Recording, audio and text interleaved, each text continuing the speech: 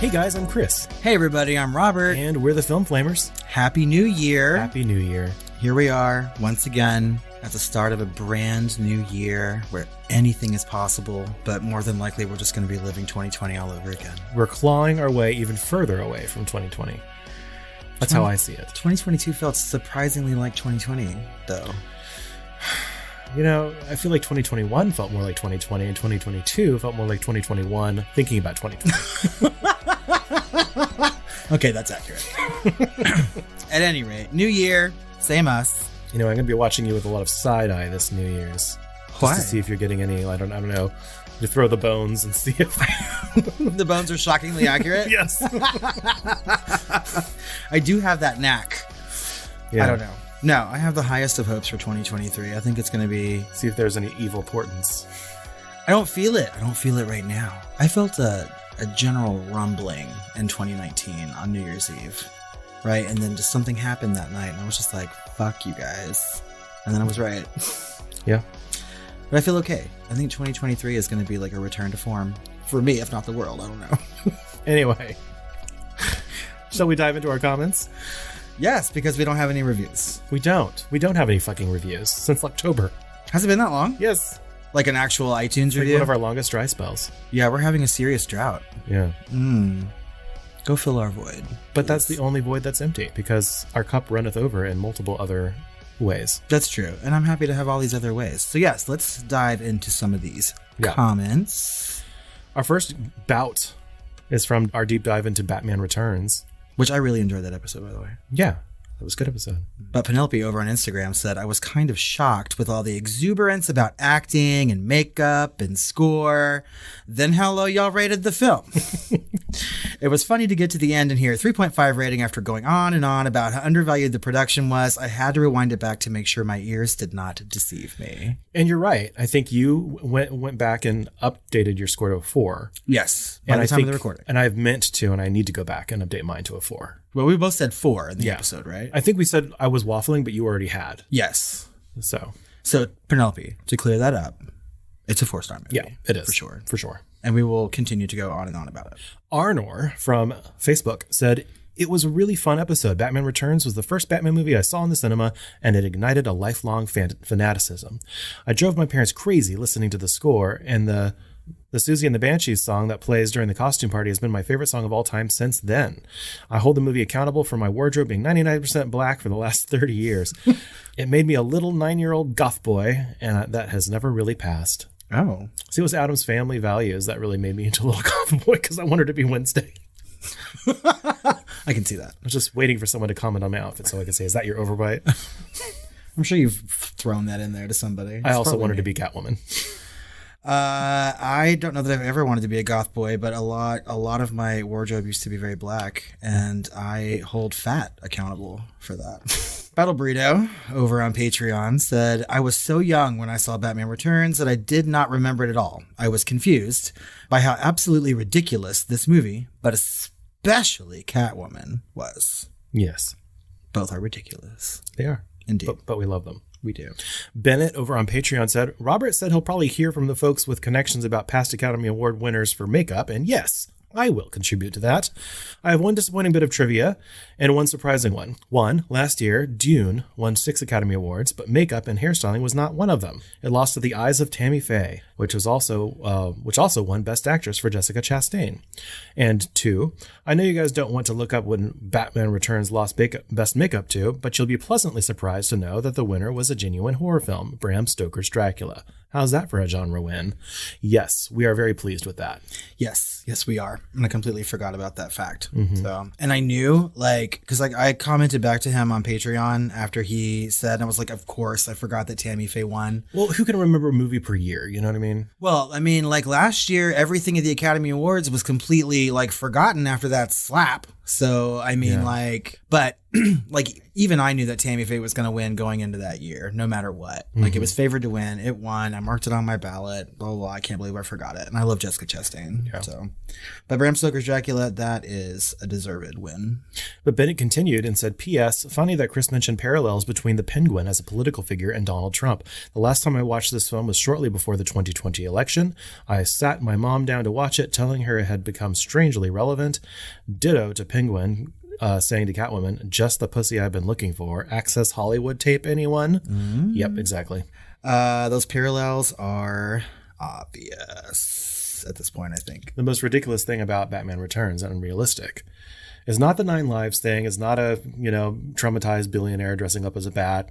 It's the fact that people were actually throwing vegetables at Penguin for saying things like that because apparently they just vote you for president of the entire nation. Yeah. But they didn't do that in real life. But whatever. Anthony over on Facebook said, this synopsis is quite literally killing me. I was peeling hard-boiled eggs and ripped through one because I was laughing so hard. I think it was the part about Max Schreck yeeting Selena Kyle. I just can't say that word without snickering. I love the Batman Returns synopsis. It was so good. It's my best work yet. It's so funny. I was laughing my ass off. We need to keep a list of things that we're responsible for destroying. I think nearly a laptop or something, or... Yeah, Jurassic Park, someone spat at their laptop when we said something.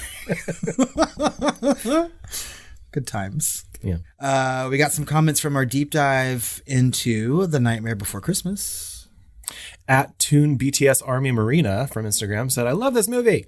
I totally agree. You should do a deep dive into Beetlejuice. Such a fun movie. And we definitely will. It's coming. Yeah. Stay tuned. Can't tell you when, but it's soon. Ish. Exile Texan over on Patreon said, you two should join the DFW Film Critics Association. Black tie awards events and hotel ballrooms. Yeah, and we kind of went back and forth on this over on Patreon, and I looked it up, and you have to have a publication. You have to have printed publication. So obviously this Critics Association is dying, and you have to have a certain amount of people and stuff. I think we do, but that's all it is. And so this I think 23, it was 23 different critics or something like that, and that was it. Yeah, I don't really need those people in my life. Yeah, so I don't know. And so he said, well, you guys should, if that's all it, counts, you should just, start your own. We could start a little network, Critics Association for DFW horror podcasters or something. So it'd be me and you and... The other requirement is that you actually have to actively watch movies of all genres that are released in the theater and actually post reviews of them, which is not really something that we do. No, and it's not something I really want to do. We're kind of adjacent to that, but... Yeah. I mean, I eventually watch the movies that are well received, but it takes me a minute. Mm-hmm. Yeah. Okay. Well, we'll get back to you on that. BattleBurrito from Patreon said, if we're talking about hot Disney guys, there is no way that Gaston doesn't make the list. I also might just be revealing my own tastes. Gaston? Really? Gaston? Yeah, and that got an actual gay to play him in the live action. That's right. Dracula Untold. Mm-hmm.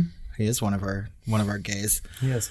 Gaston. So this is coming from the same person who was literally talking about the 2 hunky devils that he likes too, right? So yeah, I guess you do have a type. It's that barrel-chested ne'er-do-well. Well, he married one, so you're not a ne'er-do-well. I was saying I was barrel-chested. Dicka. You gonna take it? You gonna take Gaston? From our Shooting the Flames episode in December 2022, which was also our 200th episode, at Jillian Sparks Murtaugh on Instagram said, I'm hanging on to sanity by a thread woven from this podcast and Starbucks. Intelligent and fucking hilarious. Are you saying if we miss an episode or if there's a couple of gap weeks at any time, you're going to just lose it? I mean, it's thinly woven. I don't know. Yeah. But that's awesome. I think we got helping. Yeah, I think we got a voicemail from this person too, and we're actively trying to get permission to play it. So we're gonna respond to it. But if you hear it, then it'll be in the episode. But check your Insta DMs. Okay. Well, it'll be too late by the time it's released. We could play it next month though. Oh, that's true. Mm-hmm. Penelope over on Instagram said, happy 200th episode, y'all. I hope to listen to y'all's witty banter for years to come. Right now, I'm just biding my time until the cocaine bear hot take come through. Oh, it's coming. It is coming. Yeah. Lisa from Patreon said, Felina loves Princess Buttercup. Oh, I love you too, Felina. Congrats on the 200th episode. And thank you. Bennett over on Patreon said, I'm amazed and flattered that evolved bitches has become a phrase on this pod. It wasn't my intention, and it's been paraphrased from my original wording, but that's what happens to popular quotes, you know? I'll be throwing around a lot more bitches from now on. Oh. Well, thank you. Throwing them around, huh? Yeah, I still want to make that shirt because I think it's funny. Smack my bitch up. Ow! George sent us an email, and he said, Halloween ends? I fucking hope so. Actually, it wasn't really bad if maybe you scrubbed the Halloween title off of it. I digress. Currently writing this as I listened to your 200th, and you mentioned it again and remembered that I had this thought. So I had to go back. Funny how this is a 2-story suburban house, albeit big, but the staircase inside is a fucking grand mansion. Is that not weird? I know it had to be dramatic fall for the boy from the beginning, but... Yeah, I emailed him back about this too, because I thought exactly the same thing. I was like, this is like a clown car of a house or something. Yeah. But then she actually walks out the front door, and it just looks like the entrance to this house looks like a normal entrance, but she comes out and you can tell that the entrance is like 15 feet high. Right. And so it is actually a gigantic house, but it's like a blink it and you miss it. Yeah. Perspective. Yeah. I didn't notice that. I was too wrapped up in that weird, cute boy. Yeah. The weird, cute one that the movie was about instead of Michael Myers. Yeah. Mm-hmm. That's correct. Yes. That's what I was more concerned about that entire time in that movie. I was just like, I can fix him. Looking for a project. From our deep dive into legend, Penelope from Instagram said, I died. This is the sound of Tom Cruise thinking. I can't unhear that. This will forever be in my mind when I hear this moving forward. Dead. I am dead. It was whale sounds, right? Yes.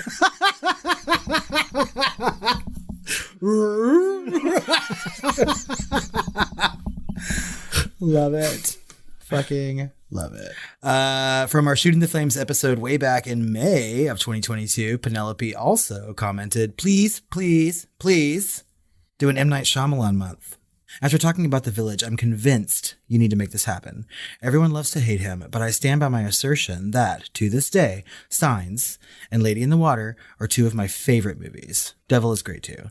I recently watched Servant and was sufficiently creeped out. I haven't heard of Servant. Devil is actually very good. I forgot if he just produced or actually directed that. He was the producer, but Devil was excellent. Yeah. Lady in the Water, I didn't click with it. Yeah, it wasn't for me. Yeah. And so Signs is a classic, and I feel like I'm one of the very happy, proud few that actually loves The Village. On my recent rewatch this year, I really, really enjoyed it. Bryce Dallas Howard is a fucking revelation. Always. And the music is amazing. Yes. Throw the violins at me and I'm going to be happy, but... I mean, I feel like if we did an M. Night Shyamalan month... Plus Sigourney fucking Weaver. We would have to do like The Sixth Sense and The Village. Probably. Yeah. To start. Yeah. Maybe for sci-fi, we can pair Signs with something. Mm-hmm. Servant was a TV show on Apple Plus. But I think there's like 2 seasons at this point. I haven't watched it. Okay. I want to. I hear it's good. Yeah. From our deep dive into Death Becomes Her, Penelope also commented on Instagram and said, quote, I had forgotten where now a warning came from. The fun facts had me laughing so hard, so thanks for that. The idea of someone having to get handsy with Meryl to achieve that effect, I'm wondering who broke the news to her and how that went down. Oh, to be a fly on the wall. I forgot the fun fact at this point. I'm sorry. Yeah, someone else had to touch her boobs or whatever. Oh, that's right. Filled or something like that. Pop, pop. Yeah. To make them look like they were blowing up from underneath. Yeah. Please, they didn't have to explain it to her. Meryl Streep is down for that shit. Oh, yeah. She's down for a little over the sweater action. Under the sweater, as this would have been. I mean, whatever action. Yeah. We have some questions and such. And the first comes from GlazedDonut on Patreon. My brain goes to really bad places when I see that.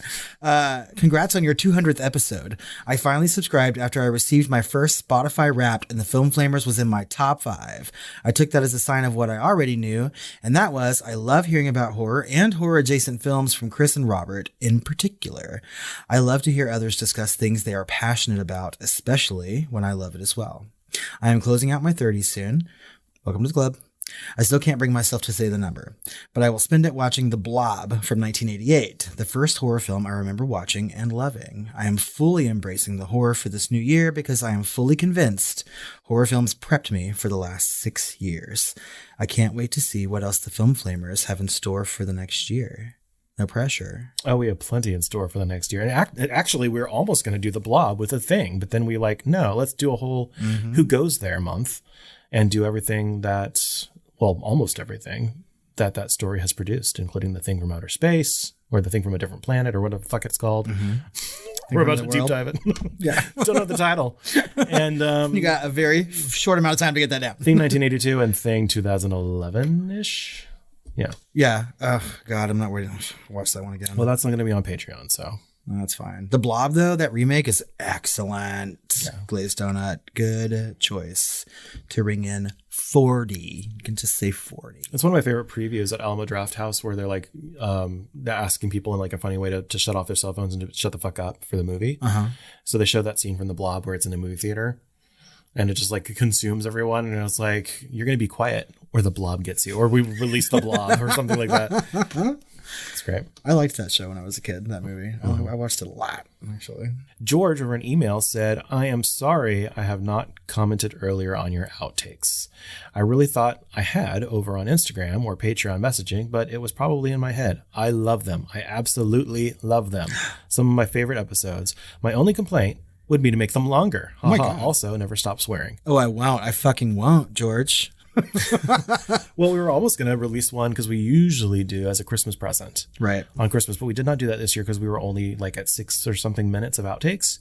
And so that's good to hear. So we'll keep it at least 10 minutes or over. I feel like 15 minutes of outtakes is a little long. So maybe between 10 and 15 is the magic number. I think so as well. Yeah, George, we're just going to wait. Instead of doing it twice a year, maybe just once until we get an epic amount of time. We'll just see. We'll see how long. Yeah, however long it takes is when we for them to rack up. Release it.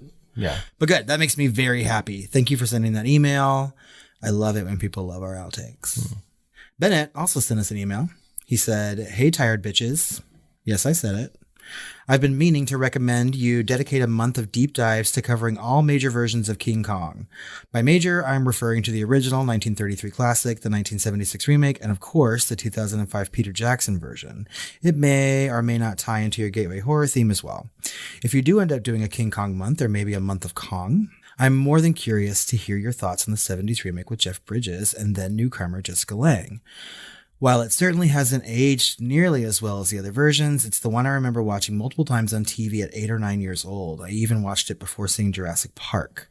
Anyway, just some thoughts for you. Ta-ta, Bennett. I think we will. I think we'll do some big monster movies. Actually, the King Kong movie that actually scared me the most was one I saw as an adult, which is one of the newer ones. I think Brie Larson is in it. And there's they're going through, Skull Island. They're going through this forest or whatever. And a lot of the trees end up being spider legs, giant fucking spider legs. Yeah. I fucking hate spiders. And so there's that. Yeah. And then there's Peter Jackson's version. There's some wacky anecdotes about that, but definitely the 70s one, Meryl Streep went out for that, famously. And Jessica Lange, she was told she wasn't pretty enough and Jessica Lange got it, And obviously the 1933 classic inspired a whole, generation of filmmakers, including Peter Jackson, who's, it's his favorite film. And he went on to do Lord of the Rings and, of course, Skull Island. So there's a lot of stuff that we could cover there, big monster movies. So maybe we'll pick the most horror adjacent of them. Maybe something from Guillermo del Toro in his, kaiju movies or something. I don't know. Yeah. I mean, when it comes to King Kong, my favorite is the 1976 version because it's kind of campy at this point. Right? I love the music and some of the reveals and stuff and the build up in the original 1933 version. Yeah. To me, when it falls apart is the most famous parts is when New York. Every time for me, when these King Kong movies fall apart or Jurassic Park fucking movies fall apart is when they go into New York or something like that. And it's just Scream. Yeah. Bennett, yeah, well, we will make that happen at some point. I mean, obviously, of course, you can't have a horror podcast or even a horror adjacent podcast and not talk about King Kong at some point, But with beauty that killed the beast. Yeah. I mean, it's been a long time since I've seen any of them except for Skull Island because I like that one a lot. So, I don't know. We'll see. Stay tuned. Hold on to your butts. Hold on. Because Sam Jackson's in Skull Island too. Not Skull Island. Yes, Skull Island. Mm-hmm. The one with Brie Larson. Yes.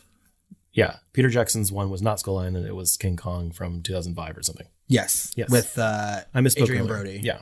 And whatever. Jack Black. Naomi Watts and Jack Black. Yeah. Yeah. Anyway. Weird cast. What a weird cast. Yeah, I'm like, you giving Jack Black the Shakespearean line or whatever the fuck? Okay. Cocaine. Cocaine. We got some voicemails. Ooh, okay. Yeah.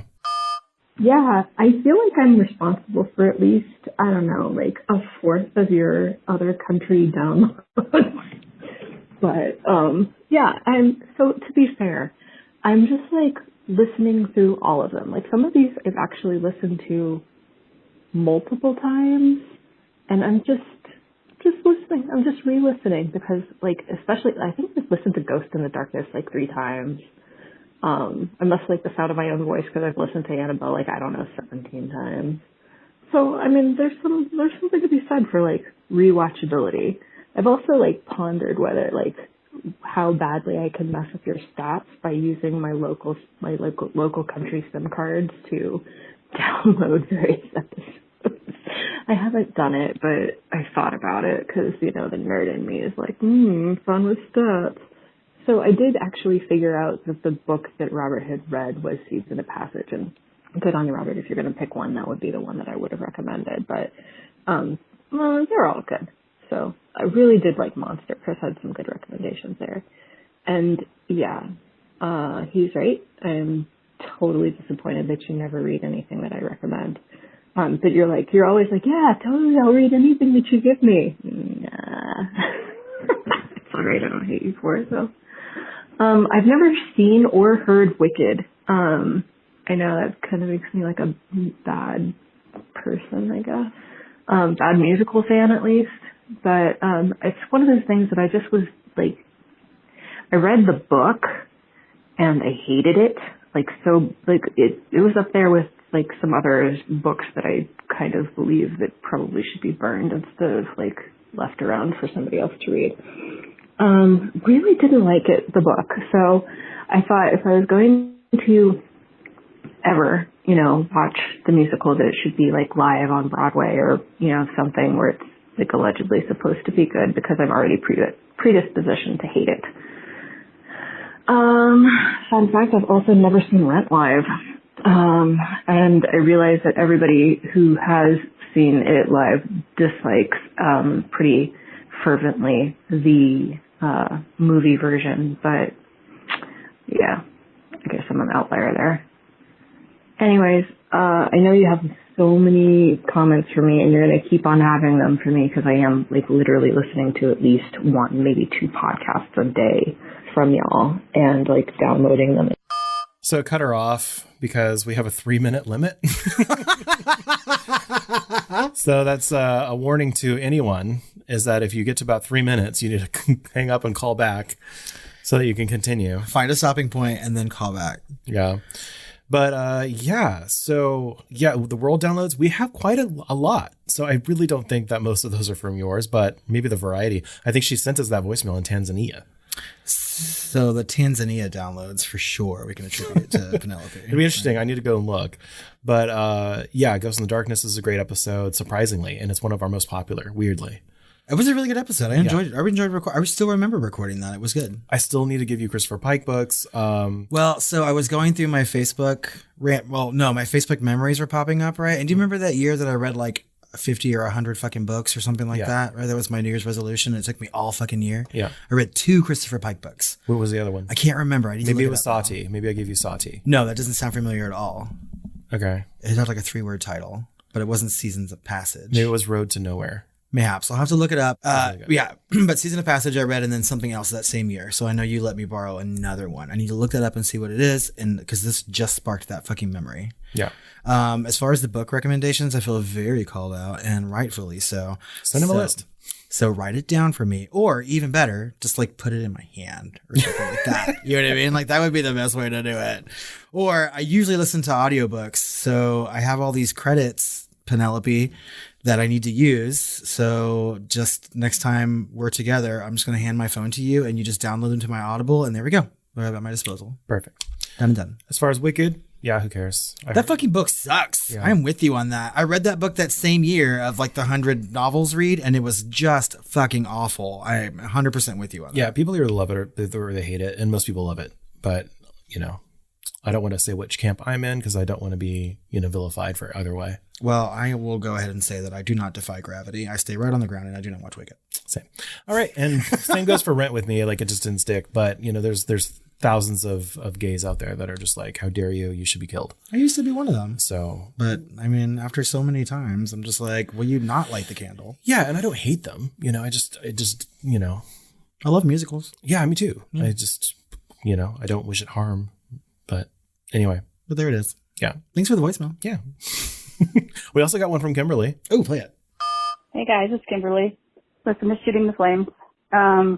Yes, please send me a mailing address, any kind of mailing address at this point. I don't care. I will be wise with it. You don't have to worry about me. The electroshock therapy worked really well. I kid. Anyway, Joe Smazzello has indeed been in a lot of stuff since Jurassic Park. Most notably, he was, what's his name? John Deacon in Bohemian Rhapsody, one of the musicians, and he was in The Social Network as Dustin Moskovitz. So he's turned into quite the hottie, which is weird for me to say, considering I was 16 when Jurassic Park came out, but, whatever. He's a grown-ass boy now. Anyway, hope you're doing well. Bye. Yeah, I think he's like close to 40 now. Well, that's our age. Because I was just like a year older than him when Jurassic Park came out. So, Kimberly, an address has been sent to you, I believe. Yeah. At this point. So, I'm glad the electroshock worked out. But actually, while we were preparing this document today, before I even heard this voicemail, I went to Chris and I was like, would you be so kind as to send Kimberly my address, please? So yeah. But I didn't. I sent her a different address. That's right. Oh. It's a mystery address. Don't share it. It's the house across the street. We'll be watching as you drop something. It's the sewer with the red balloon hanging out. We all float there. We also got a voicemail from Bennett. Okay. Why, hello, tired queens. This is Bennett. I haven't called you in so long because I've been super busy lately, but I thought I'd call you on this Merry Christmas from up here in Malt Rose, Minnesota. By the way, Chris, that's Malt Rose, none of this Mount Rose stuff. Just want to tell you that. Help you out, okay? Okay. Anyway, having fun up here, but I thought I'd call you as well you're probably well aware that our dear friend Gladys Lehman had left this earth recently.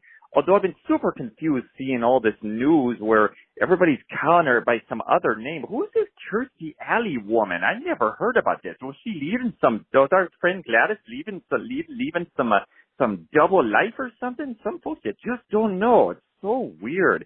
Anyway, best wishes and Merry Christmas to y'all. Bye. Do people in Malt Rose say y'all?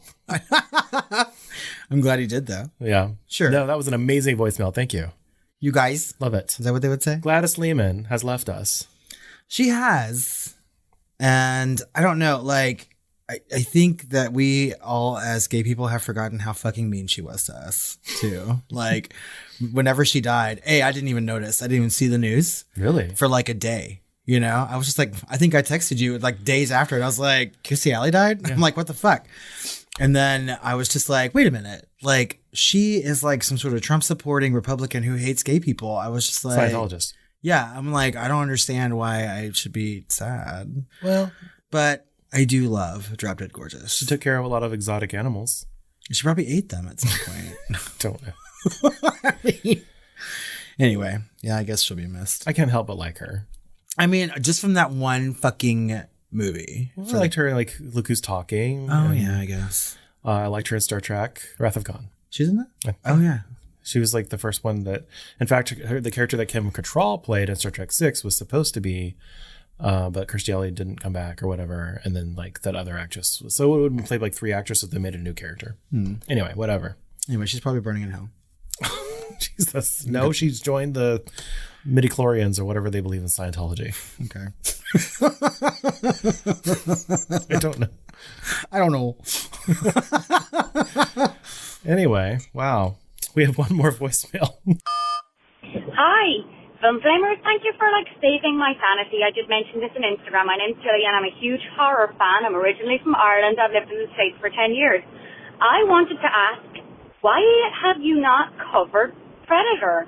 Am I missing something? And I'm just talking about the original Predator and Predator 2. I am not talking about AVP, AVPR, Predators, any other, form of Predator. I just mean the old ones. I would love to hear a deep dive because I know you've talked about them, but I think there's so much material there in terms of, to think that there were 2 future governors in that helicopter, doesn't that tell you something about U.S., like what Americans want in their leaders? And secondly, the female character, I'd love to hear you talk about this. I love the academic kind of side of things you bring without getting boring. I love the banter, as people say. Oh my God, the laughing. I love it. So if you could talk about Predator and Predator 2, like I say, the other part I'd love you to go into is the story background of Predator and the making of Predator in terms of the what happened to the guy who originally played the Predator, which is so tragic. Jean-Claude Van Damme, I don't mean him, I mean the other guy.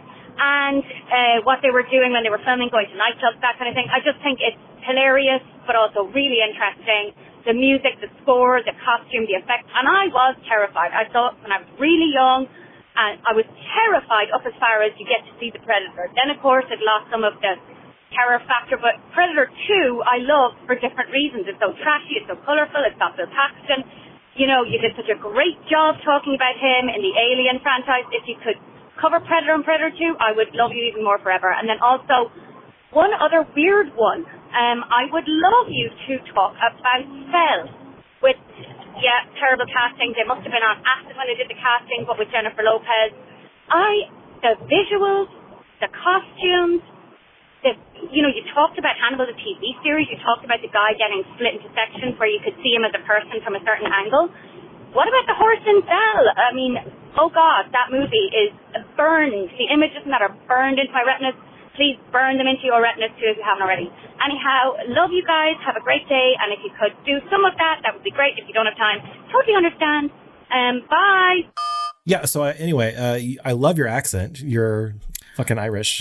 I mean, I feel so bad now for all my fucking Simpsons, like, haughty toes, like, and shit. Well, thank God you're a nice person and didn't like call me out on that bullshit. She might have missed those episodes and never and now heard she them. And now she hates you. I know. Shit.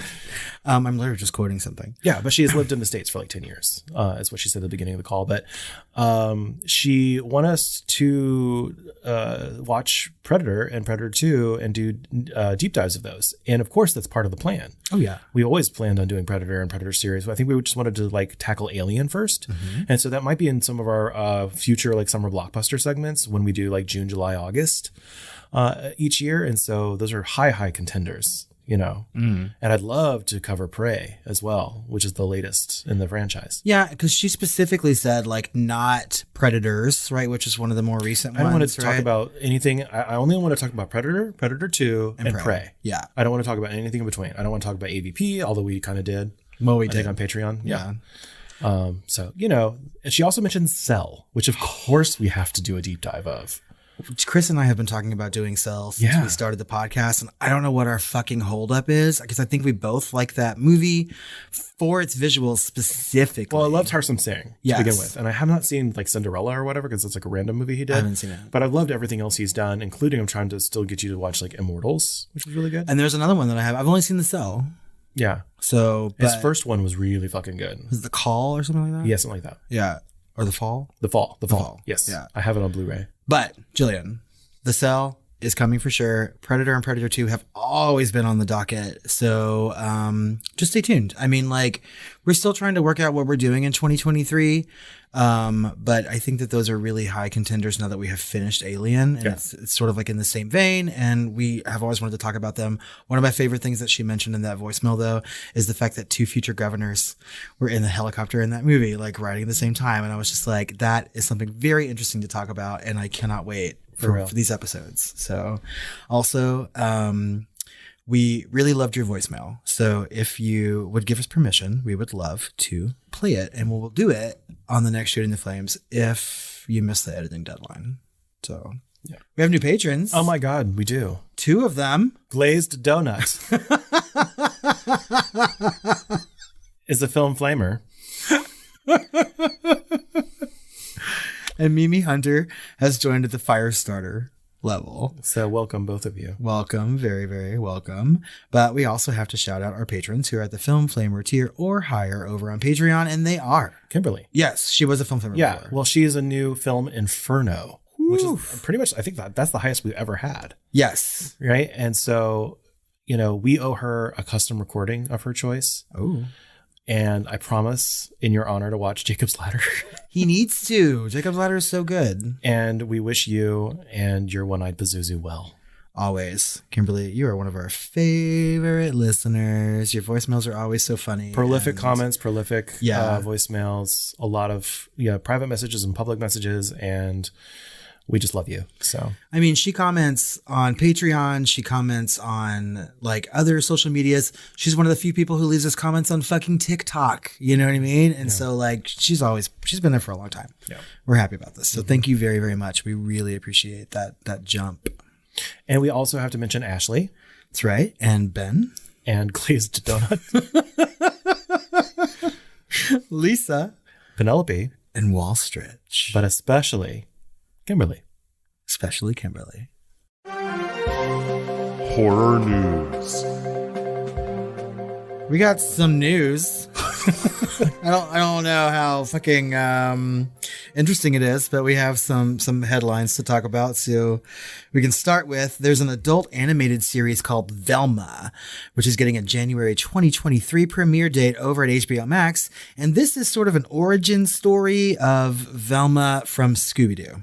An origin story, so not like later years or something? No, so it's supposed to be, it's retconned a little bit, I think, but it's supposed to be before she joins Mystery Inc. and it's very meta, right? Okay. So like there's a trailer where like she's writing an angry letter to HBO Max because they're making a origin story series of Judy Jetson and she's like complaining about it. And then she gets a call about a serial killer inside her house. So it's very Scream, right? Okay. So it's all about like Velma's obsession with solving crime and solving mysteries before she joins the Scooby Gang. See, I'd rather see like Adult Wednesday, now Adult Velma, like later, like, Adult Velma's like an actual lesbian jaded and shit. Jaded and alcoholic or something, like I wanted these stories, but they keep like going backwards and it's like, stop. Well, this looks very, very adult. So, I mean, we'll see. I mean, it's HBO Max. Okay. It looks like it's cool animation, and funny. And plus I fucking love Scooby-Doo. Yeah.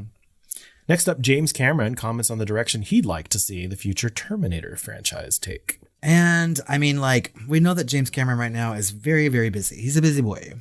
Right? Yeah, he's got about 50 Avatar sequels. That's right, coming out. And it looks like they just crossed the billion mark with Avatar Way of Water. So someone deserves an apology. Oh, I'm not apologizing for that. Yes, someone does deserve an apology. It's me, from James Cameron himself, for even making me think about having to watch that movie. And you know what? That's a separate comment. We will talk about that later on. But he took time out of his busy Avatar schedule to do an interview, obviously.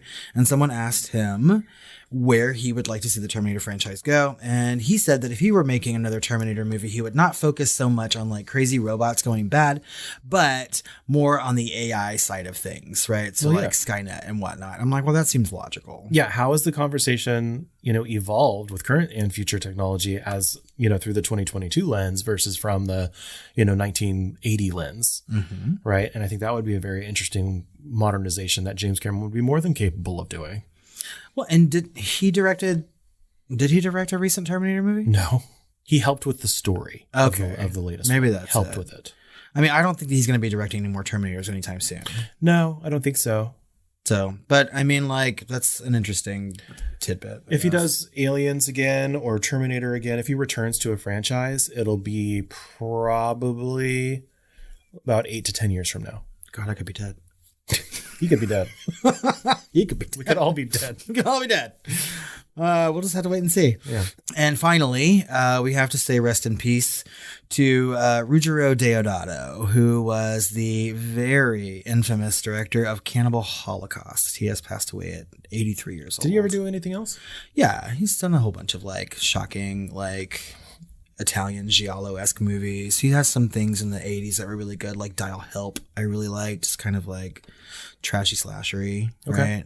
But Cannibal Holocaust, is one of those movies that people remember when they see it. It caused a big fucking stink when it came out. Like he was taken to court because they thought that he actually killed these people. Yeah, he told the actors to lay low for a year. Right. And so, I mean, like... in their contracts or something. Yep. I mean, like pulling stunts and making movies that are hard to watch. I mean, because there's actual animal violence and shit in that. So, I mean, people draw the line.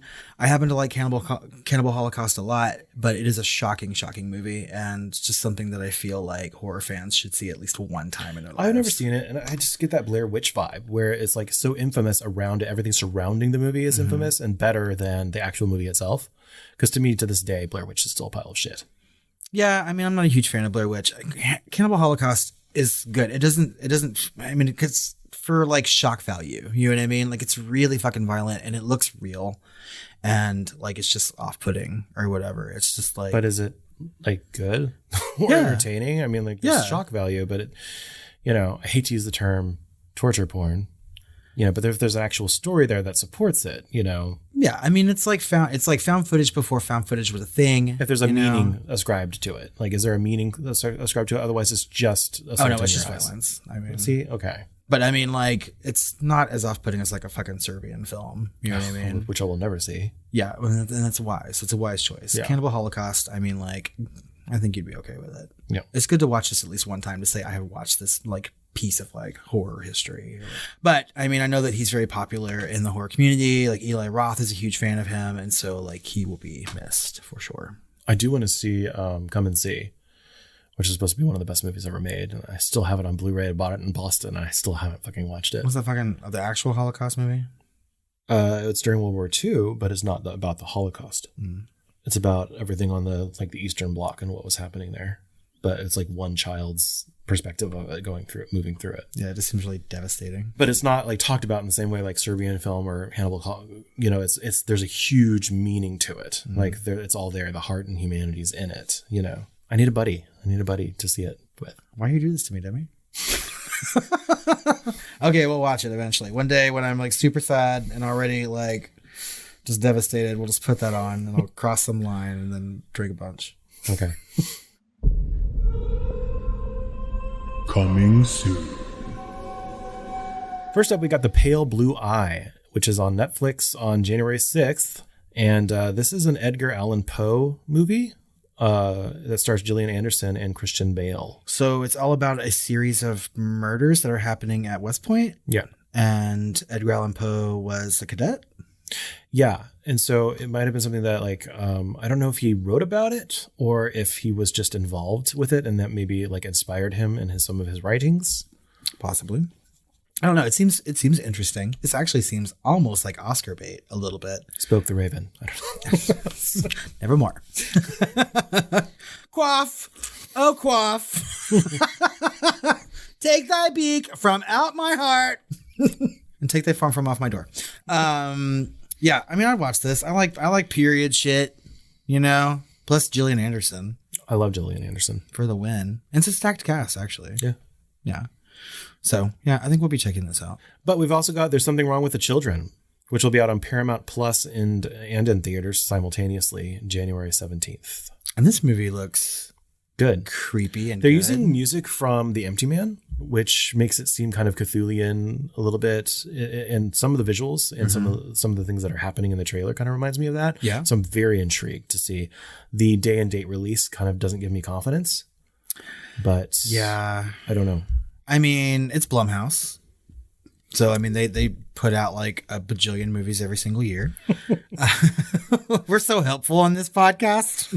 Informative. But then we also have a trailer for a movie called Infinity Pool, which is the new film by Brandon Cronenberg, and it's coming out to theaters on January the 27th. That's right. And this looks really good, but so did Possessor. Possessor? Yeah. And I'm still on the fence with Possessor. I was disappointed by Possessor. My husband really liked it. Oh, really? I was looking forward to it a lot, you know, and maybe I should rewatch it. It just gets a little artsy, you know? But yeah, this movie just looks incredibly bizarre, and I am okay with that. I mean, like, his movies, just like his dad's, are kind of like weird and sexy and gross or whatever. And so, like, I'm cool with it. Plus, it's got a Skarsgård. It does. And Mia Goth. And Mia fucking Goth being crazy again. I know. She's just like, she's Crazy become amazing horror royalty at this point. Just in like 1 year. Yeah. I mean, she's just like, well, I mean, she was in Suspiria and then like. Just in this collection of years, she's been in like 3 or 4 classics already. Like Oh, yeah. Classics. She will go down as like a well-known, like remembered horror actress, I think. And I think, I mean, like her look goes with that and her vibe in general, but she's just good. I'm a star! These really weird, like horror performances. So, yes. After that, we were given a treat of 65, which is going to be in theaters on March the 10th. And it stars Adam Driver. It really does. And our next movie is it's a big tentpole sci-fi. I like that they're doing original stuff. Yeah. It seems original. I don't know if it's based on like a graphic novel or like a different thing. It seems like there's other movies like I think Will Smith had something come out that's kind of like this with his After son. Earth or something like that. Something like that. This Yeah. is 65, meaning 65 million years ago. So it's really high fucking concept. Yes. Right? They're seeding human life on the planet. They're fighting dinosaurs. It's crazy. And it's just like sometimes these movies collapse under the weight of their high concept. Right? It's Agreed. just like someone like came up with it like in the shower and then they fill up the movie. So I don't know. This could be like studio, just trying to like come out with something, but I like that it's original. It's not a franchise, which is rare these days for big tentpole stuff. So I kind of want to like support it, but I'm kind of wait and see because the trailer is like, I'm just not sure. Yeah. Can Adam Driver hold this movie on his shoulders? And I'm not sure that he can when he's not divorcing Scarlett Johansson. And that's exactly what I was just about to say is that like, I feel like Adam Driver is, I mean, like he's jumping back and forth between like tentpole, which is really just like Star Wars, right? To like being an indie darling. And I'm like, it's a weird year when he's in all these like indie films and having movies that are shown in Cannes and things like that. And then we get a trailer like 65. And I'm like, I don't understand where his career is going. And I just don't feel that he has the kind of like staggering drawing power also, to bring in a box office like that. When you're like basically alone and you're like one of the only actors in a movie. Yeah. I feel like you have to have either like really pretty or really interesting face. And he's kind of an interesting face. He's certainly not pretty because every time I look at him, I think of Margaret Hamilton. Do you see it? Yes.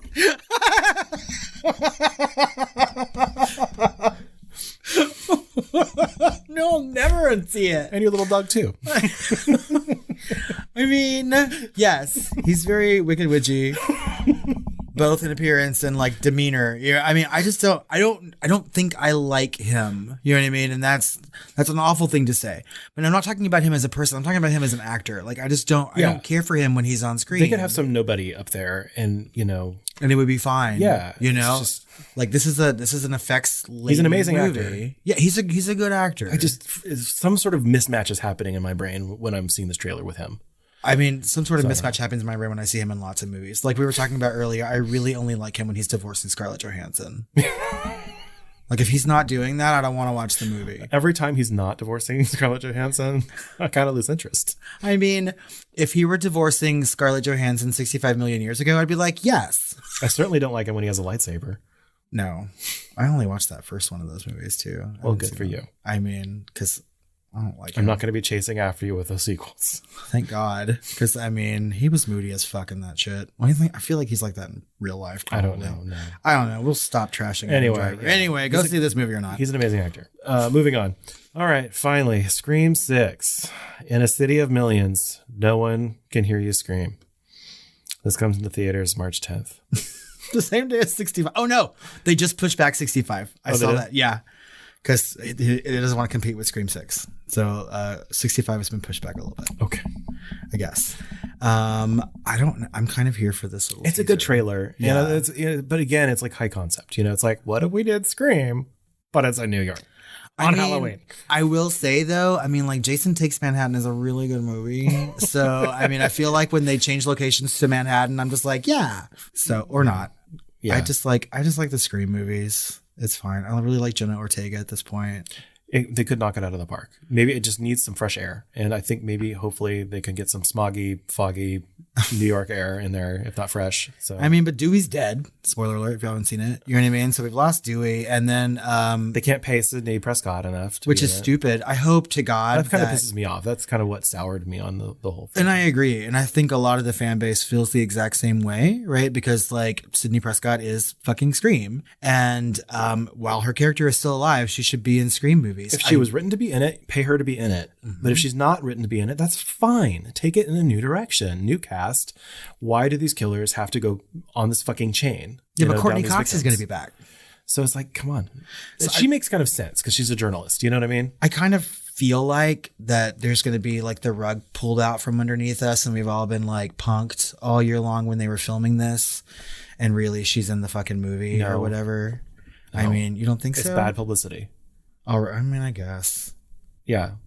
I don't know. I just feel like that's some bullshit that people would There's do. Nev Campbell fans that are not going to go see this fucking movie because of this news. Scream fans will go see this movie, whether Nev Campbell's in it or not. Yeah, I guess. I mean, and Wednesday fans will, which is shockingly popular.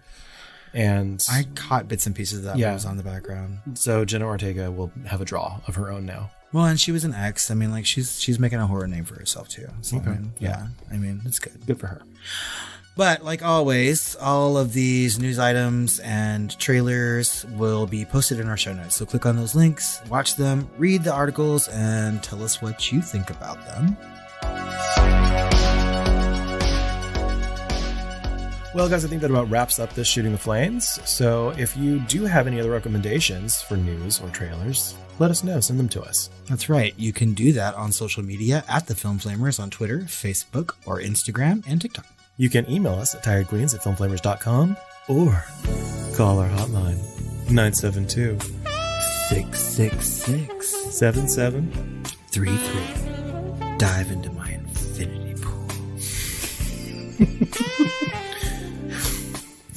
And leave a glazed donut.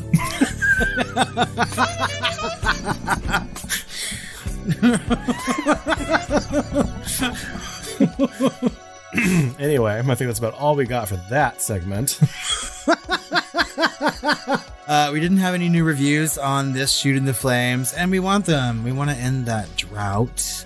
So head over to Apple Podcasts or iTunes and leave us a 5-star review and why you like us, and we'll read that on the next Shooting the Flames. Or if you listen on other platforms, you could leave us reviews on Spotify. You can send us a DM. At least a rating. I think it's a rating on Spotify. Yeah. So do all those things. Well, next week we've got The Thing from Another World from 1951. 1951. And then the following week will be The Thing from 1982. Don't get confused now, y'all.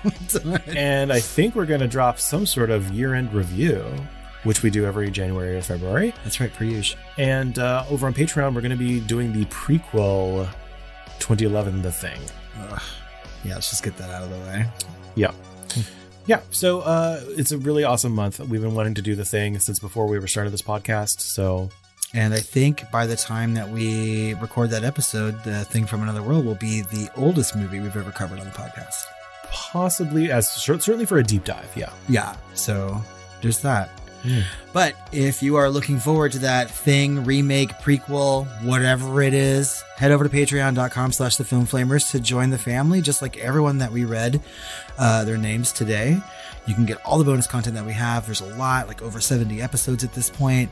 So go join the family and leave us all the comments and questions that we can read on next month's Shooting the Flames. Yeah, I'm foreseeing a lot of polls in our future in 2023 that our patrons are going to be able to take to tell us what to watch. That's right. So join the family.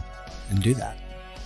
Well, Chris, I think it's just about time that we all go dive in the infinity pool. And leave a glazed donut. That's right. Let's get soaking wet. And have some... Get soaking wet! And have some...